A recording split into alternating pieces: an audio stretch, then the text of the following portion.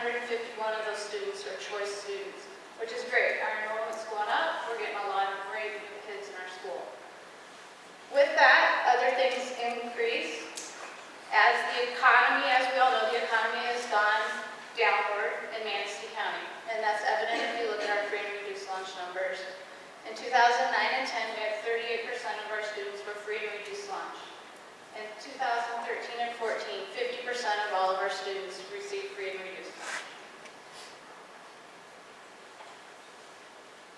So what are our trends? The enrollments increased for students, school of choice. Our free and reduced numbers have increased. And if you look at overall of all of our students, 50% of them reside in poverty. We also need to look at our special ed numbers. If you look at 2010 and 11, our total population of special ed middle school, high school, and elementary were 40. If we go to this year, it's increased to 52. That would be 12% of our whole population in special ed. 36.5% of our school of choice students are special ed, and of all of our special ed students, 64% of them are free and reduced lunch. So overall, what's happened in the past 4 years? The state's given us less money. We've had some tremendous budget cuts. We've had changes in our classroom assignments. Our classroom sizes were larger. The state's changed the curriculum numerous times, and we're trying to do a lot more with less. So that brings us to a focus school. As Sarah said, we have children at the top, there's a gap, and we have our bottom achieving students.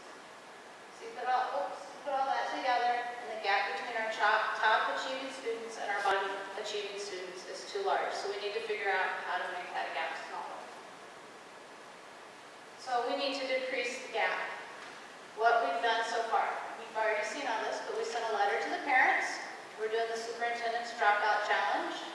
We did the resource check. We identified 2 teaching and learning priorities. We give quarterly reports to the board. We've done data dialogues, and we monitor our school improvement plan and change it as needed. Before we became a priority school, we looked at our MEP scores and we realized we needed to do some things differently. We thought reading needed to be a priority, but we also wanted to look at the overall dynamics of the school. So we changed our classroom configurations. We hired and called back teachers to reduce class size. We hired additional paraprofessionals to assist our students. We implemented a volunteer program, which last year logged over 4,000 hours. We moved Ms. Niederstadt back into first grade reading. We beefed up our Title I program, where we work not only with individuals, but inside each classroom assisting students. We have 90 minutes of reading each day, kindergarten through 5th grade. We have Success Lunch, kindergarten through 12th grade. Extended day learning. We have an ELA expert, that's English language arts, working with our kindergarten through 5th grade teachers, aligning our curriculum, and working on our reading strategies. We've also aligned our math curriculum to meet all the core standards kindergarten through 12th grade.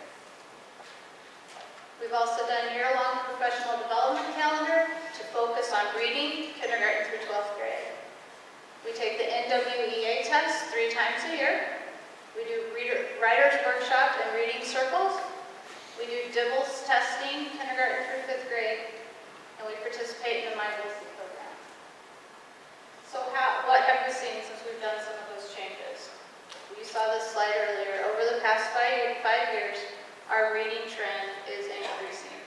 Can we get better? Of course we can, but we are on the increase.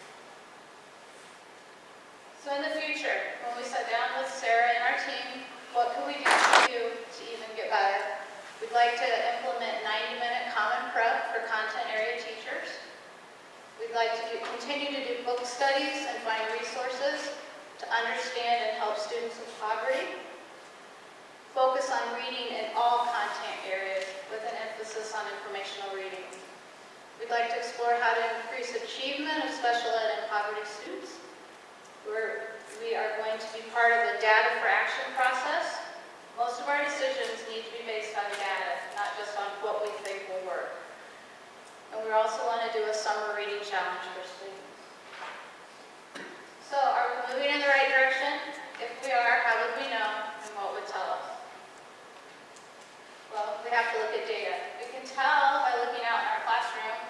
Our gut can say, yep, we're doing better, but how do we really know? Well, we can't rely on one test. There's more than just the beep test, so you need to look. We have NWEA testing 3 times a year.